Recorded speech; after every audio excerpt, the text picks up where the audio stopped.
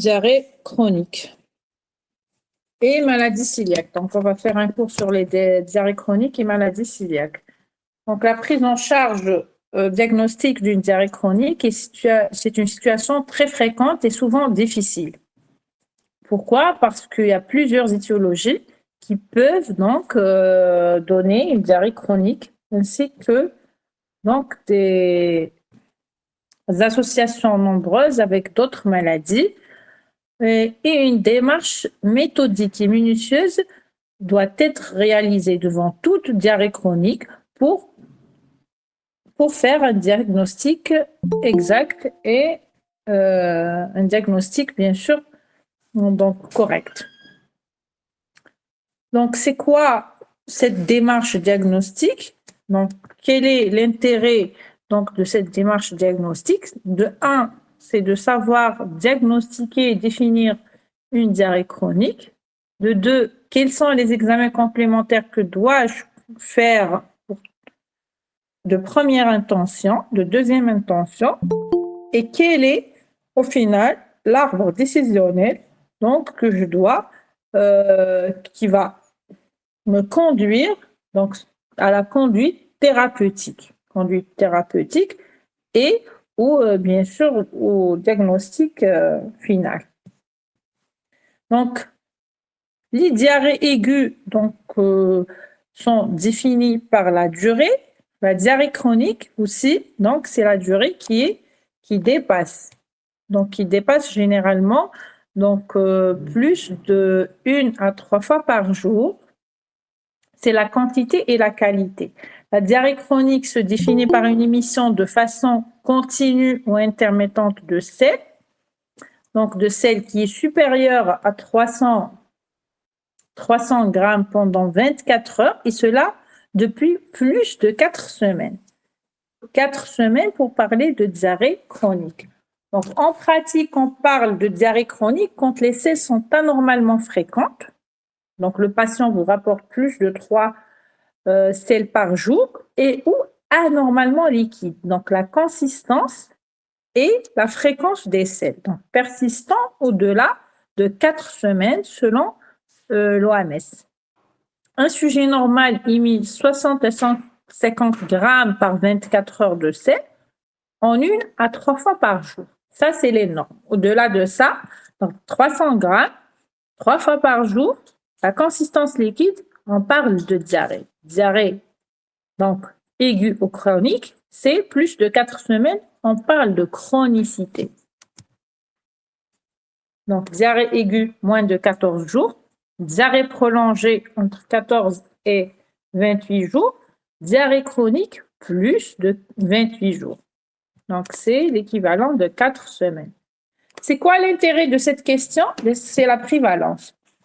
La prévalence, donc 5% de la population en France, 3 à 5% aux USA, donc se plaint de ces diarrhées chroniques. Diagnostic positif, il est facile, clinique. Le diagnostic étiologique, souvent difficile. Donc, causes, elles sont nombreuses. Donc, la stratégie d'investigation donc orientée, et on arrive en dernier recours à l'endoscopie. Donc, quand est-ce que je vais indiquer une endoscopie, une colonoscopie? C'est après avoir donc passé par quelques examens complémentaires qu'on va revoir maintenant. Et le pronostic de cette question de diarrhée chronique, bien sûr, c'est en fonction de l'étiologie. Pronostic bénin quand c'est des maladies bénignes et pronostic sévère quand il s'agit de pathologies sévères. Le mécanisme physiopathologique de diarrhée chronique se classe donc dans 3 grands cadres nosologiques. Le premier, c'est des diarrhées lésionnelles, quand on retrouve la présence d'éléments pathologiques, le sang dans les selles. Diarrhée hydroélectrolytique et diarrhée par malabsorption. Parfois, on peut avoir l'association de 2 cadres nosologiques, diarrhée lésionnelle et par malabsorption, diarrhée hydroélectrolytique associée à une diarrhée par malabsorption. Donc, pour les diarrhées hydroélectrolytiques, c'est des diarrhées généralement motrices, une accélération du transit, diarrhée osmotique, par l'afflux liquidien qui est obligatoire du fait de la présence d'une substance osmotique active dans la lumière intestinale, ou bien des diarrhées sécrétoires, donc par des sécrétions hydroélectrolytiques dans l'intestin dépassant ses capacités d'absorption d'aval.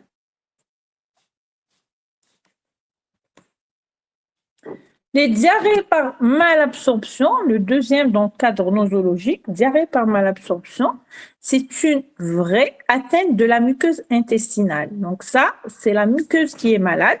Donc on peut avoir une insuffisance de sécrétion digestive, une pullulation microbienne au niveau intestinal ou bien carrément une entéropathie exsudative. Donc maintenant, quelles sont mes démarches diagnostiques? Comment dois-je faire mon diagnostic positif? De 1, c'est l'interrogatoire. Comme je vous le dis à chaque fois, l'interrogatoire, c'est la clé du diagnostic. Interrogatoire soigneux, bien sûr, c'est le temps essentiel pour éviter des examens complémentaires inutiles, pour éviter de demander aux patients des examens donc, qui n'orientent à rien.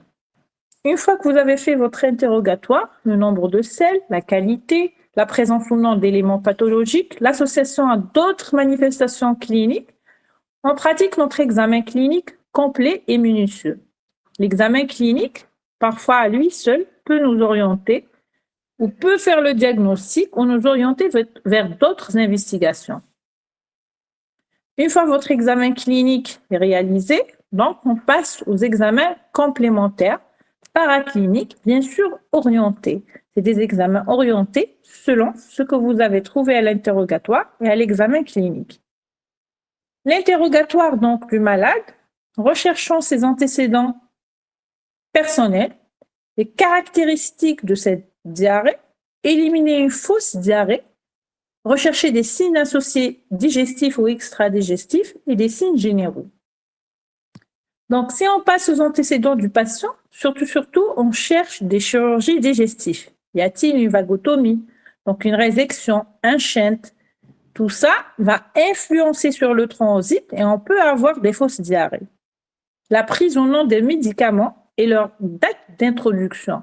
Y a-t-il prise d'antibiotiques, d'anti-inflammatoires, donc des EPP, pour voir est-ce que cette diarrhée est secondaire à une prise médicamenteuse. Notion d'une radiothérapie abdominale ou chimiothérapie. Donc, notion d'antécédent de diabète, d'hyperthyroïdie qui favorise donc les diarrhées chroniques. Un terrain immunodéprimé, tel que l'HIV. Donc, des voyages faits avant le début de la diarrhée, surtout les diarrhées infectieuses, pour la notion de diarrhée infectieuse, et autres pathologies personnelles, telles que l'insuffisance rénale chronique, l'alcoolisme, donc, et le profil psychologique. Recherche aussi d'antécédents familiaux, donc tels que de maladies inflammatoires intestinales, des maladies cœliaques dans la famille, des polyposes rectocoliques, des tumeurs ou endocrinopathies associées, telles que les NEM et le diabète. Une fois que vous avez fait, oui.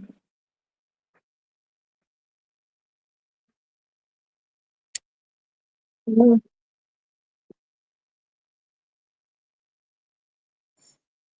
La vagotomie tronculaire, parce qu'elle donne une accélération du transit. On la réalise surtout dans les ulcères, dans les ulcères récidivants.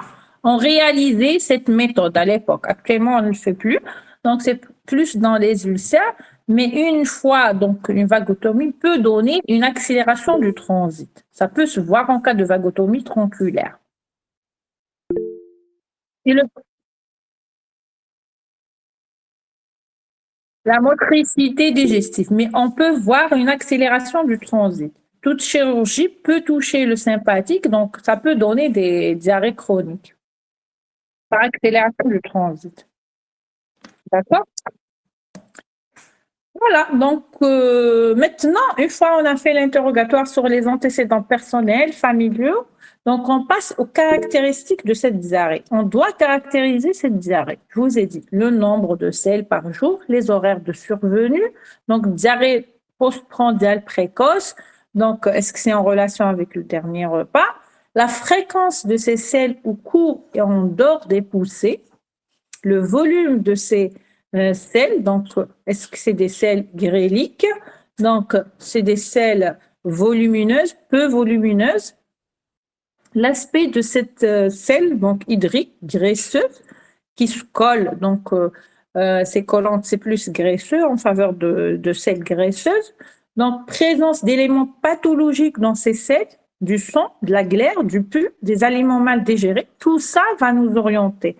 Donc, des facteurs déclenchants ou aggravant cette diarrhée, c'est que la prise de médicaments, le jeûne, voilà, des événements, un stress, effet des ralentisseurs du transit. Quand le patient prend des médicaments ralentisseurs du transit, est-ce qu'il y a une amélioration ou non? Le degré d'impériosité des selles. Par donc convection, une selle non impérieuse peut être retenue plus de 15 minutes. Et surtout, l'évolution dans la journée. C'est des diarrhées chroniques avec composante nocturne. C'est d'origine organique quand il y a la composante nocturne, ou bien des diarrhées matinales et postprandiales qui sont souvent des diarrhées motrices.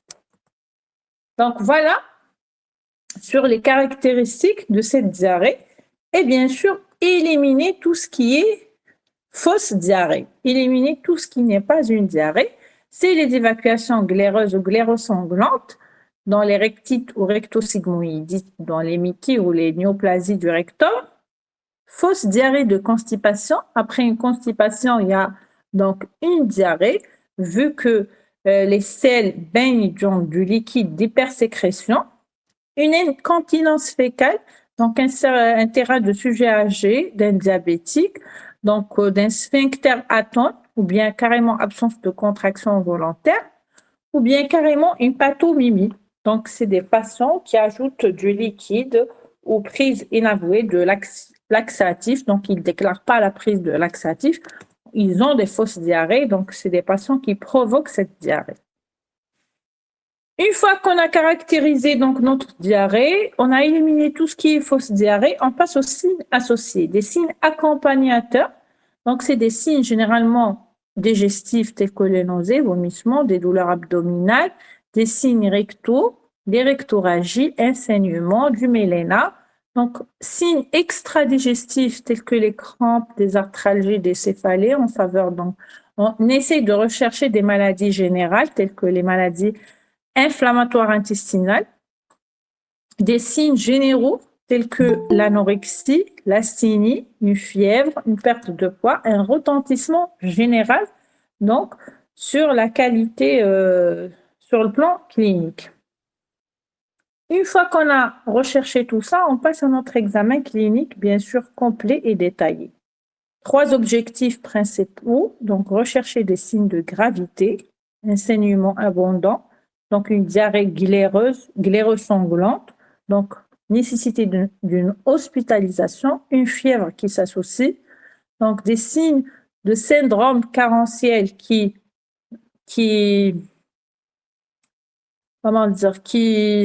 renforce le diagnostic de la chronicité. Donc, il y a un syndrome carentiel, donc c'est en faveur de quelque chose de chronique.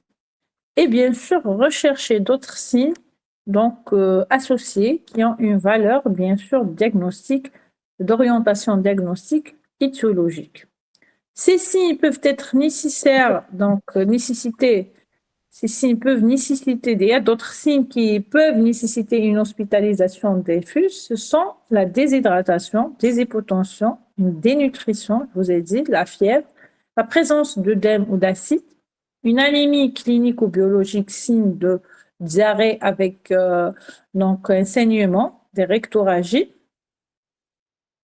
une défense abdominale, un tableau chirurgical, des rectorragies ou bien l'association d'autres pathologies, maladies chroniques telles que le diabète, l'insuffisance cardiaque ou rénale, et des troubles ioniques. Un syndrome carentiel, donc c'est un déficit en poids pondéral, présence d'une pâleur cutanéo-muqueuse, des œdèmes des membres inférieurs en faveur avec une hypoalbuminémie, des signes hémorragiques ou bien des troubles de Fanaire ou glossite qui est associé. D'autres signes donc associés digestifs tels qu'une hépatomygalie nodulaire tumorale, des ascites, une masse abdominale, tout ça doit être recherché à votre examen clinique, ainsi que d'autres signes extradigestifs d'un intérêt d'orientation décisif. Si on cherche donc, si on retrouve par exemple un goitre, c'est en faveur généralement d'une hyperthyroïdie. La diarrhée, elle est expliquée probablement par cette hyperthyroïdie. Des lésions cutanées, donc en faveur d'une dermatite herpétiforme, d'un érythème noueux, des aftes, d'un flush, des repas, une sclérodermie. Donc ça, c'est en faveur généralement ou bien du Mickey ou bien de maladie cœliaque. Une atteinte osteo-articulaire, des signes ophtalmiques, une uvéite, tachycardie, une hypotension, tout ça oriente vers une pathologie organique chronique.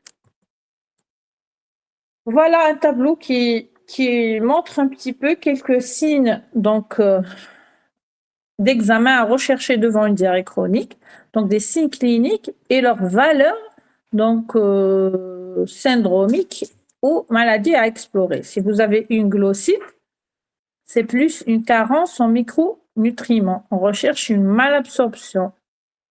Donc une dermatite, c'est la maladie cœliaque, comme je viens de vous le dire. Un goitre, c'est l'hyperthyroïdie, ou bien généralement les CMT qu'on craint. Voilà. Ces quelques signes peuvent avoir une orientation étiologique très importante. À l'issue donc de toute cette étape clinique, une cause ou un groupe de causes d'étiologie peut être donc retrouvé et souvent fortement suspecté. Une fois qu'on a fait notre interrogatoire, on a recherché notre signe clinique, nos signes cliniques, on a fait notre examen clinique, des diagnostics peuvent se voir. Néanmoins, on aura besoin de confirmer par des examens complémentaires appropriés. Plus rarement, donc aucune orientation diagnostique ne s'impose des fois, donc on est obligé de passer par des examens complémentaires. Donc, les principales caractéristiques des diarrhées chroniques, on a dit le type motrice, sécrétoire, osmotique, lésionnelle ou par malabsorption. Leur mécanisme, et je vous ai déjà parlé, un transit accéléré, une sécrétion, donc une fuite plasmatique. Les causes sont résumées dans ce tableau, c'est des colopathies fonctionnelles ou bien des colites inflammatoires quand il s'agit de lésionnelles. Quand c'est la malabsorption, c'est la maladie cœliaque ou bien des insuffisances pancréatiques ou autres.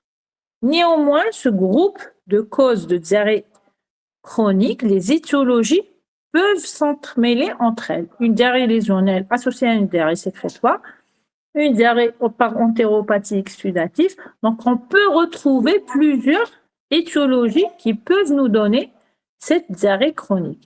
Si donc je parle de diagnostic positif, le poids de sel qu'on a déjà dit supérieur à 300, plus de 3 selles par 24 heures. La présentation clinique, si c'est une diarrhée lésionnelle, diarrhée par syndrome de malabsorption ou diarrhée par diarrhée hydroélectrolytique. Tout ça après votre examen clinique, après avoir fait les examens complémentaires, donc peut nous montrer un diagnostic évident. Donc, quels sont les examens qu'on peut réaliser et quel est le bilan de base de débrouillage que je dois compléter en cas de diarrhée chronique? Le but de ce bilan, de 1, c'est de rechercher une malabsorption en premier lieu, et de 2, donc rechercher des éventuelles conséquences de la diarrhée, surtout une déshydratation secondaire, donc qui va nous donner une insuffisance rénale et des désordres hydroélectrolytiques, donc des troubles ioniques qu'on craint quand il y a une diarrhée chronique et l'insuffisance rénale par déshydratation. Donc, un bilan de base qu'on réalise, c'est un bilan standard, une formule, une fonction rénale, bien sûr, un bilan martial, un ionogramme, une calcémie, donc le PP, une TSH et bien sûr, s'il y a des facteurs de risque, la sérologie HIV. Les autres examens biologiques et morphologiques donc seront pratiquées selon le mécanisme de la diarrhée. Donc, au terme du bilan clinico-biologique, les diarrhées seront classées en deux grands cadres nosologiques. On aura des diarrhées sans malabsorption, donc ce qu'on classe comme diarrhée hydroélectrolytique, et des diarrhées avec malabsorption. Donc, l'examen de première intention, quand c'est des diarrhées lésionnelles, c'est la première chose. Donc, c'est une colonoscopie, voire une iléocolonoscopie. Une iléocolonoscopie avec des biopsies selon le contexte. On complétera aussi par des parasitologies des selles, une formule avec à la recherche d'une anémie, d'une hyperleucocytose, d'une hypereosinophilie, une sérologie virale. Ça, c'est dans le cadre d'une diarrhée lésionnelle. Donc, pour les diarrhées recto-hydroélectrolytiques, donc une colonoscopie, une iléocolonoscopie bien sûr avec des biopsies et systématiques, donc à la recherche de colite microscopique. Pour les diarrhées motrices, généralement, on demande un bilan hormonal. Quand il s'agit de diarrhée, c'est la TSH, la sérotonine, la gastrine, l'histamine, pour rechercher donc un trouble hormonal. Les diarrhées par malabsorption, on craint la maladie cœliaque, donc une fibro avec des biopsies duodénales systématiques, un transit du greffe, voire un entéroscan ou entéro-IRM, une iléocolonoscopie, bien sûr, avec des biopsies. On complétera par une échographie, voire une TDM, si c'est plus suspicion d'une insuffisance pancréatique. Si au terme de tous ces bilans, le diagnostic a été réalisé, retrouvé, donc c'est bon, on arrête là, on propose un traitement.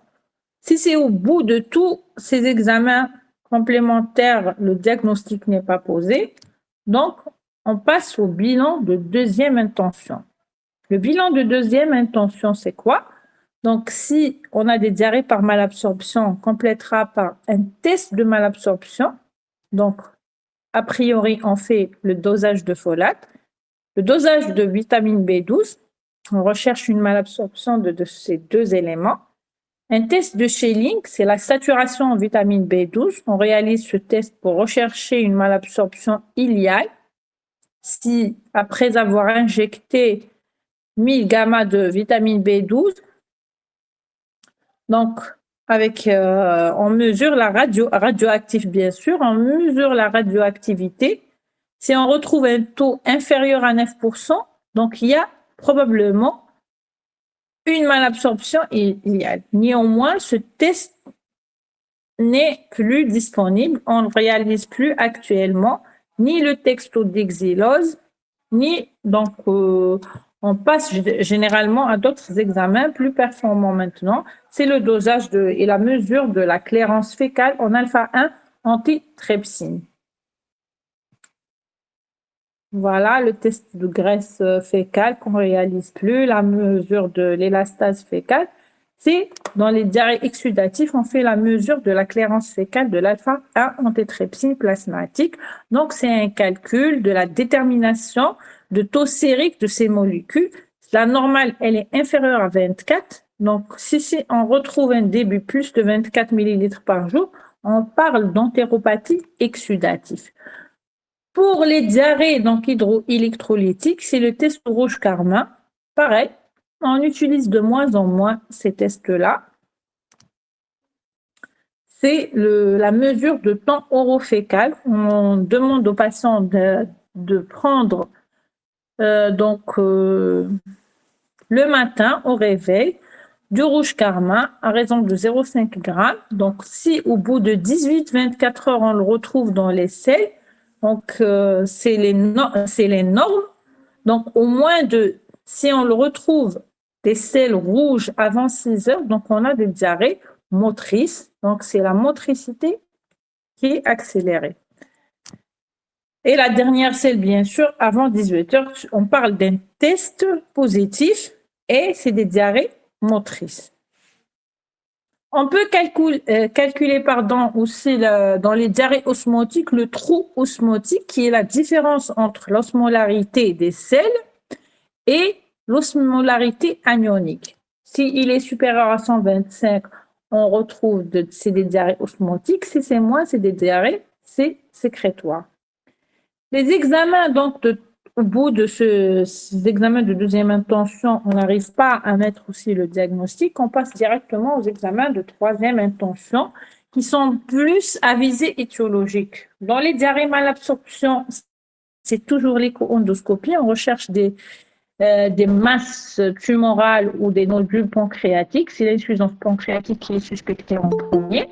L'immunoélectrophorèse des protéines, un dosage pondéral de globulines, des anticorps anti-endémysium et anti-gliadine pour la maladie cœliaque, une parasitologie à répéter plusieurs fois, 3 jours successifs, et rechercher surtout dans les biopsies duodénales, donc la présence de parasites de l'amybliase dans le liquide. Ça, dans les diarrhées par malabsorption. On réalise aussi le test respiratoire à la recherche d'HP en cas de pullulation microbienne du grêle. S'il est positif, donc on traite le HP. Pour les diarrhées exsudatives, c'est surtout on refait pour les examens de troisième intention, même si on a fait donc des héliocolonoscopies, on refait les biopsies, on refait les TDM abdominales, on fait des relectures de transit du grêle si on ne retrouve pas au premier, un entéroscan, voire une entéroscopie, une échographie cardiaque et l'infographie peut être réalisée dans les diarrhées exsudatifs. Donc tout ça, c'est des examens complémentaires si on n'arrive pas à faire le diagnostic, le diagnostic au bout de tous ces examens qu'on a déjà réalisés. Pour les diarrhées hydroélectrolytiques, donc, on complète, comme je l'ai déjà dit, par des dosages hormonaux pour éliminer les diarrhées fonctionnelles, des épreuves de jeûne. Donc, on peut réaliser l'épreuve de jeûne. On laisse le patient donc à jeûn et on voit est-ce il émet des sels ou non pour éliminer les diarrhées par sécrétion. Rechercher dans les urines et fécales de laxatifs, la présence donc de laxatifs que chez les pathomimiques, donc des patients qui déclarent pas la prise de laxatifs, des biopsies héliocoliques étagées, voire une vidéocapsule. Et des fois, on arrive même à faire une écho-endoscopie à la recherche de tumeurs duodénales pancréatiques. Donc, au bout de tous ces examens, on fait un diagnostic étiologique. Diagnostic étiologique, de 1, les diarrhées lésionnelles. Cliniquement, on retrouve, c'est la paroi, donc c'est la muqueuse intestinale qui est atteinte. Sur le plan clinique, il y a notion de rectorragie, de glaire et de pus, une altération de l'état général. Le diagnostic se porte sur une colonoscopie réalisée avec des biopsies. Les étiologies d'une diarrhée lésionnelle, c'est les colites inflammatoires, les tumeurs bénignes ou malignes, la hantise, surtout les tumeurs malignes, on ne doit pas passer à côté.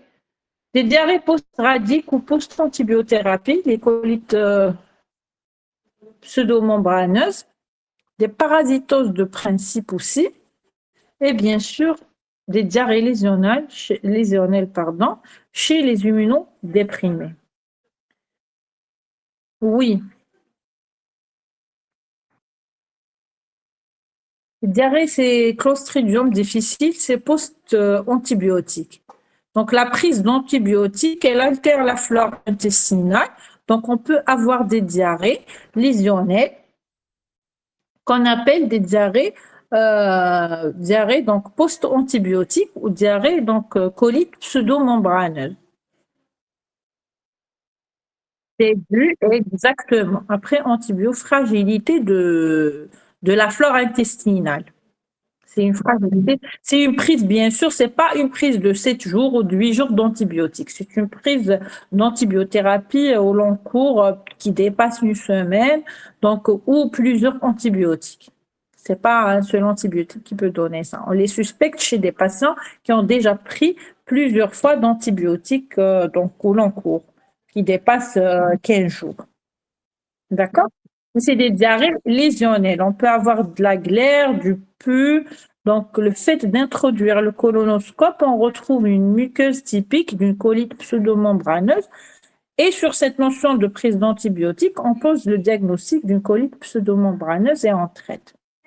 Voilà. D'accord? Voilà. Donc, au bout de tous ces examens, on fait notre diagnostic sur le plan clinique et examen complémentaire. L'examen clé, c'est la colonoscopie dans les diarrhées lésionnelles. Et on a plusieurs étiologies. C'est la colonoscopie qui va et la biopsie qui va nous orienter beaucoup plus. D'accord? Voilà, donc les lésions tumorales, on retrouve une tumeur, on fait des biopsies. Sur le plan histologique, on retrouve un adénocarcinome ou une tumeur vileuse. Donc, si on fait une colonoscopie, des biopsies peuvent nous orienter. Est-ce que c'est une maladie de Crohn, bien une colite hémorragique, infectieuse, médicamenteuse ou radique déjà à l'aspect endoscopique. L'aspect endoscopique peut nous orienter vers le diagnostic. Néanmoins, des fois, on a besoin de l'histologie qui est plus précise. Donc, les autres diarrhées, diagnostic de diarrhée hydroélectrolytique d'origine motrice, osmotique ou sécrétoire, pareil. Donc, les diarrhées motrices, c'est une accélération du transit dans le grêle, mais aussi au niveau du côlon. C'est des selles fréquentes de faible volume, postprandiales précoces, impérieuses, donc qui contient des débris alimentaires, une maldigestion. Quel état général qui est conservé, c'est la motricité qui est accélérée, un temps de transit au rouge carmin qui est donc diminué, et c'est l'authenticité de ces diarrhées, donc elle répond très très bien au ralentisseur du transit. Quand on donne un traitement, un ralentisseur du transit, on a une très bonne donc, réponse thérapeutique. Les étiologies de ces diarrhées motrices, je vous ai dit, généralement, c'est les gastrectomies. Donc, quand il y a une notion de chirurgie, des anastomoses, des vagotomies.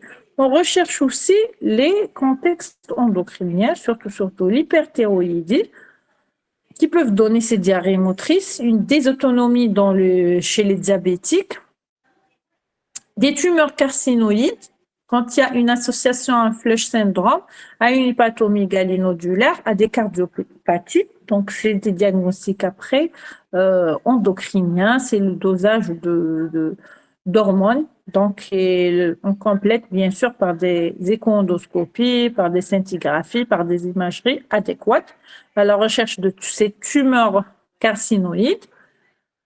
Et bien sûr, le carcinome médulaire, de la thyroïde, bien sûr, qui s'associe avec un nodule thyroïdien, Flush syndrome, c'est généralement à l'écho, à la scintigraphie thyroïdienne, dosage de calcitonin, où le diagnostic sera porté. On a aussi des diarrhées motrices secondaires à un côlon irritable dans la plupart des cas, dans 80% des cas.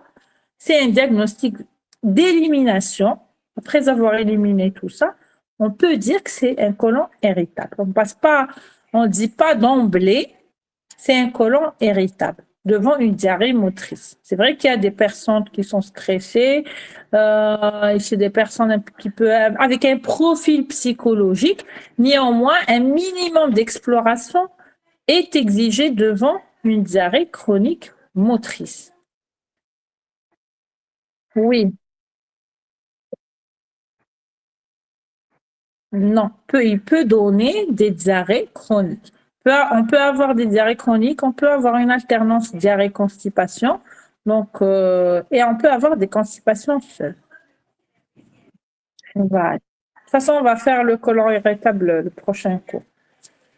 Donc, pour les diarrhées sécrétoires, c'est l'hypersécrétion hydroélectrolytique dans le grêle.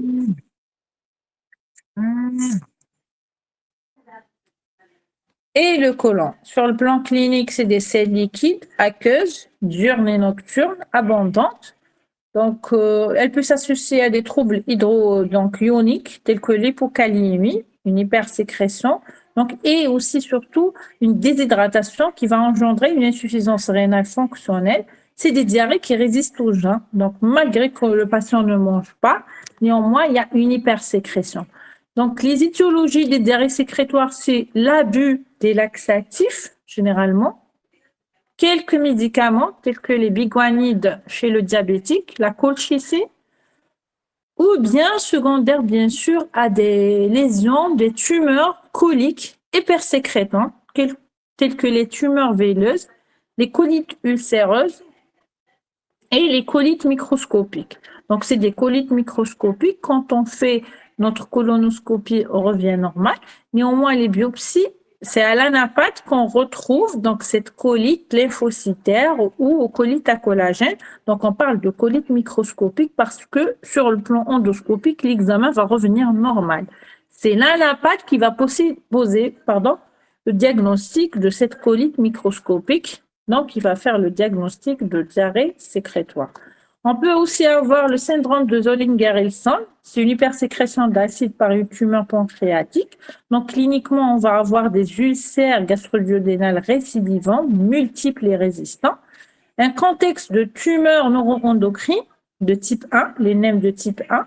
Donc là, le diagnostic sera apporté par un dosage de gastrémie et l'imagerie pancréatique. Des diarrhées chroniques aussi sécrétoires secondaires à un VIPA. Donc, c'est des diarrhées abondantes, telles on arrive à parler d'un choléra pancréatique, avec association à des troubles hydroélectrolytiques, avec donc une déshydratation, voire une acidose métabolique. Elle ne cède pas au jeûne. Là, c'est des tumeurs pancréatiques. On passe donc au dosage de VIP et l'imagerie pancréatique qui va retrouver le diagnostic. Donc, des diarrhées osmotiques. Les diarrhées osmotiques, par contre, c'est des diarrhées hydriques sans altération de l'état général ni association à une malabsorption. C'est des diarrhées qui s'améliorent au jeûne et à la réduction des ingestions osmotiques. Donc, le diagnostic, bien sûr, c'est l'interrogatoire, recherche de laxatifs dans les selles et dans certains cas difficiles, on passe même à faire un dosage donc ionique d'ionogramme fécal à la recherche d'un trou osmotique. Les causes de ces diarrhées, donc c'est des diarrhées bien sûr secondaires à une ingestion de grandes quantités de lactose et des diarrhées des fois factices par ingestion de laxatifs sans le déclarer. Les diarrhées par malabsorption, c'est des causes rares mais sévères, donc dès le diagnostic. C'est une atteinte du grêle, cliniquement un syndrome carentiel, donc qui dit un syndrome carentiel clinique et biologique égale à la chronicité. C'est des diarrhées graisseuses, donc et l'état général est altéré. Le diagnostic, bien sûr, se porte sur un bilan de malabsorption. On retrouve une malabsorption biologique et des examens morphologiques selon le contexte. On peut faire des tests de malabsorption, c'est le dosage de graisse fécale. Le test au dexélose, rarement fait maintenant. Une clairance à l'alpha-1 antitrypsine qu'on réalise pour éliminer l'entéropathie exudative, le test de Schilling et bien sûr la confirmation diagnostique, on l'a déjà dit, c'est l'endoscopie haute avec des biopsies duodénales et le transit du grêle, un entéroscan, voire une iliocolonoscopie, bien sûr, avec des biopsies iliales et une imagerie pancréatique. La malabsorption par atteinte vraie de la muqueuse intestinale, c'est la fameuse maladie cœliaque. Qui dit maladie cœliaque dit diarrhée chronique par malabsorption. C'est la cause la plus fréquente. C'est une maladie auto-immune, bien sûr, due à une intolérance à des fragments de protéines, c'est la gliadine, contenue dans le gluten, du blé, du seigle et de l'orge. Cliniquement, donc, on peut retrouver des formes majeures de carence multivitaminique, un retard de croissance chez l'enfant, statureux pondéral, tout. Des formes mineures qui se révèlent par de petites diarrhées discrètes, des signes de malabsorption, petite anémie, patient se plaint d'une anémie qui ne se corrige pas, un syndrome ostéomalacique, des manifestations extra-digestives telles qu'une dermatite herpétiforme, un diabète de type 1 qui s'associe beaucoup aux maladies cœliaques chez un diabétique de type 1. L'association elle est très fréquente et une cirrhose biliaire primitive. Le diagnostic de la maladie cœliaque se porte sur le plan endoscopique, fibroscopie haute avec des biopsies duodénales, une atrophie villositaire. On retrouve déjà à l'endoscopie, on peut voir un aspect d'atrophie villositaire totale ou subtotale. Donc on retrouve une muqueuse duodénale qui est effacée, il n'y a pas de pli. Une augmentation du nombre de lymphocytes intraépithéliales sur le plan histologique avec une infiltration lymphoplasmocytaire du chorion. Présence des fois de polynucléaires eosinophiles sur le plan histologique. Donc sur le plan immunologique, on complète toujours par un bilan immunologique. On retrouve donc des anticorps positifs, anticorps anti-endomysium de type 1, de type IgA, et anticorps anti-transglutaminase qui sont plus sensibles et plus spécifiques de la maladie cœliaque. Voilà un petit peu l'aspect d'un duodénum normal avec les plaies et un aspect d'atrophie villositaire sur le plan endoscopique. Il n'y a pas de plis duodénum, c'est effacement des plis. Biopsie systématique. Voilà un relief villositaire normal au microscope à l'anapathe et un relief villositaire d'une maladie cœliaque avec l'atrophie, il n'y a plus de plis, augmentation des lymphocytes et une hyperplasie cryptique. Voilà pour la maladie cœliaque. Donc, c'est une intolérance au gluten. Le traitement, c'est bien sûr le régime sans gluten. Deuxième pathologie de maladie, de diarrhée par malabsorption, c'est la maladie de Whipple. La maladie de Whipple, c'est une maladie infectieuse qui est due à une bactérie, le Trophherma Whipplei. C'est une maladie rare, néanmoins, elle peut donner le même tableau qu'une maladie cœliaque, associée bien sûr des fois à une fièvre fréquente, une altération de l'état général, un tableau de manifestation générale d'arthralgie, d'atteinte d'adénopathie, de polyadénopathie, d'une pigmentation cutanée. C'est une maladie systémique. C'est un diagnostic différentiel avec une maladie lupique, carrément. Elle peut donner des atteintes neurologiques, une atteinte ophtalmique, cardiaque, musculaire. C'est une maladie, un tableau de maladie systémique et c'est une maladie infectieuse chronique. Le diagnostic se fait sur des biopsies duodénales. On retrouve donc une coloration du chorion et on demande, quand on réalise cette biopsie, la coloration PAS, donc qui est caractéristique, qui retrouve la bactérie. Et sur l'aspect qu'on retrouve à l'endoscopie, c'est l'atrophie villositaire. Donc, on peut demander la PCR de la maladie de Whipple si le diagnostic est fortement suspecté. Voilà. Donc, c'est une maladie systémique infectieuse. C'est vrai que le diagnostic est très difficile vu qu'elle est rare. Néanmoins, nous, en médecine interne, beaucoup plus, on la suspecte devant ces pathologies, je vous ai dit, de maladies de système, telles que surtout la maladie lupique. Elle donne un tableau typique. C'est un diagnostic différentiel.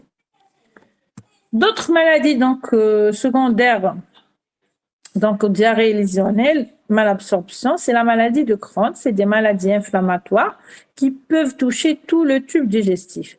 Donc, avec des localisations fréquentes au niveau de l'ilion et du côlon droit.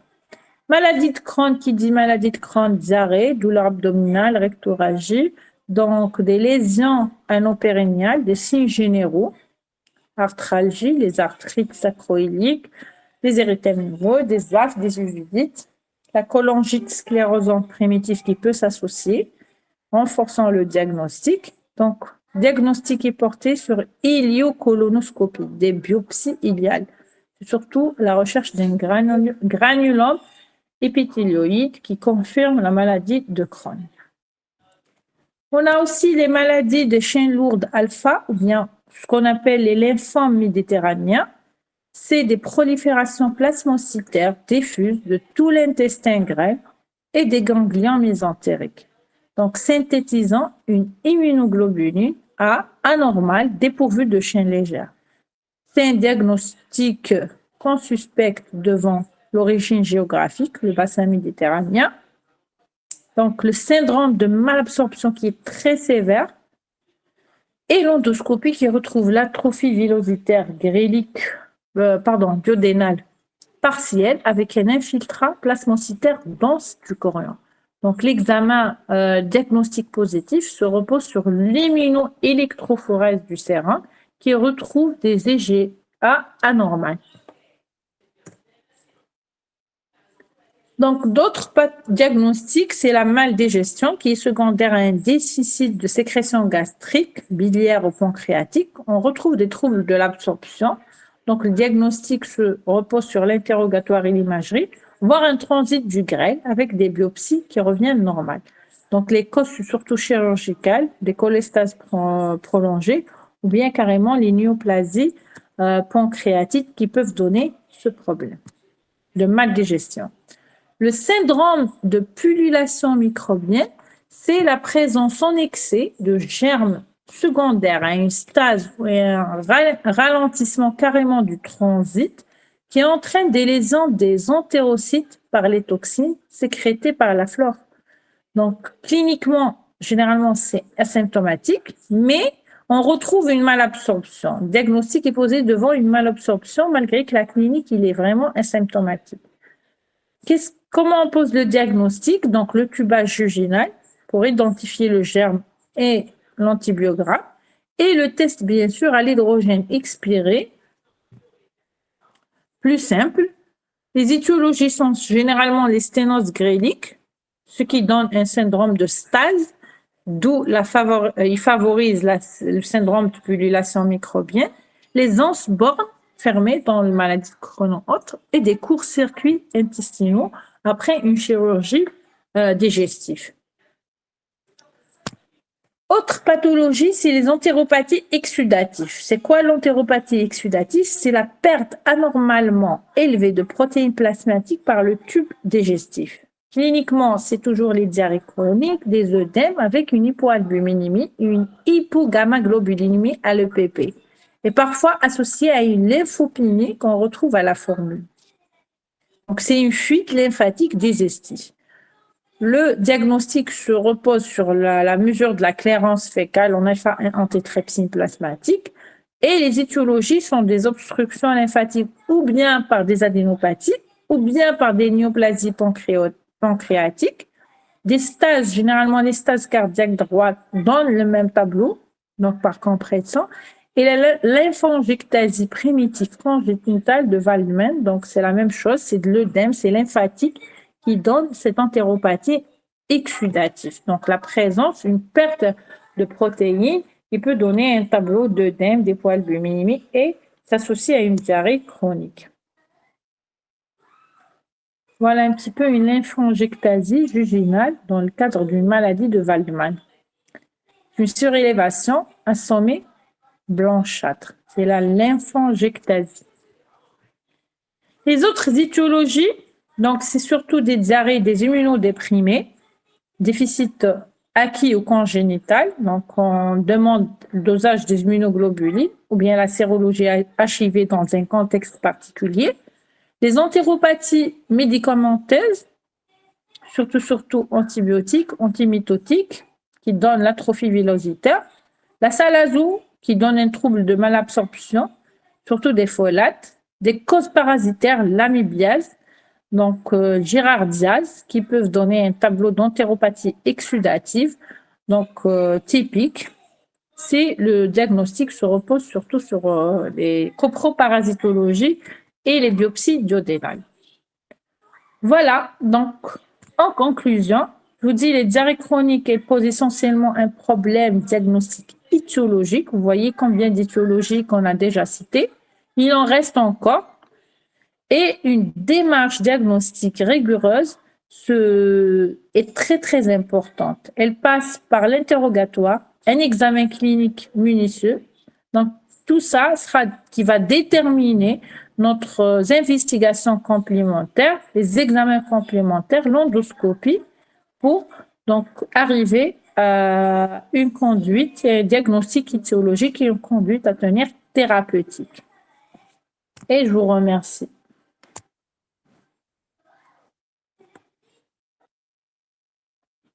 Oui.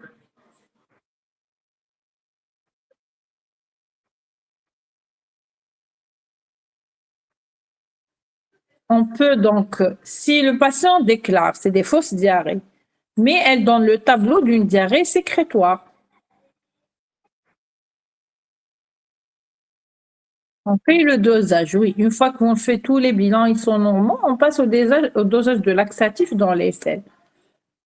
La recherche, c'est des diarrhées généralement osmotiques. Il n'y a pas d'altération d'état général, il n'y a pas de malabsorption. Donc, c'est des diarrhées qui sont améliorées par le jeûne. Donc, si on demande aux patients de faire le jeûne, il n'y a plus de diarrhée. Donc, c'est des diarrhées qui sont provoquées.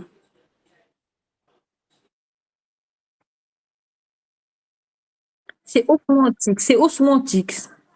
C'est une hypersécrétion dont on peut retrouver difficilement. Donc, c'est le dosage de laxatif dans les selles.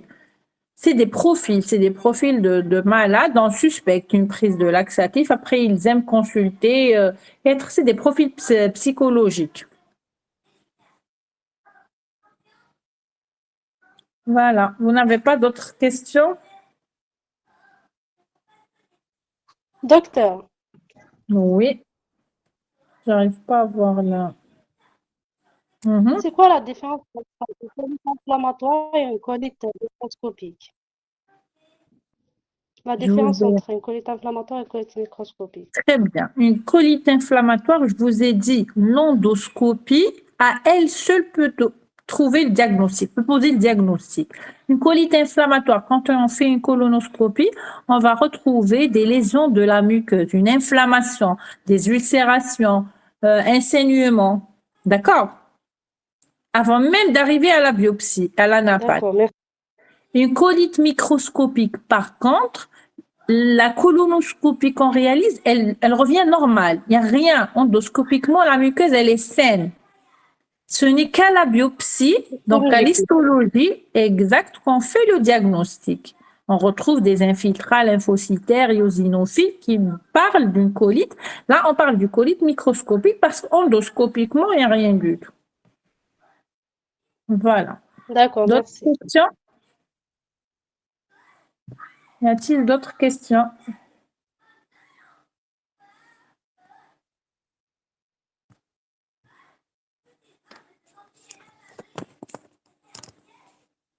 Pas de questions? Non. Alors, Non. je vous remercie. Je vous dis à la prochaine. Merci. Allez, bon courage. Ça va.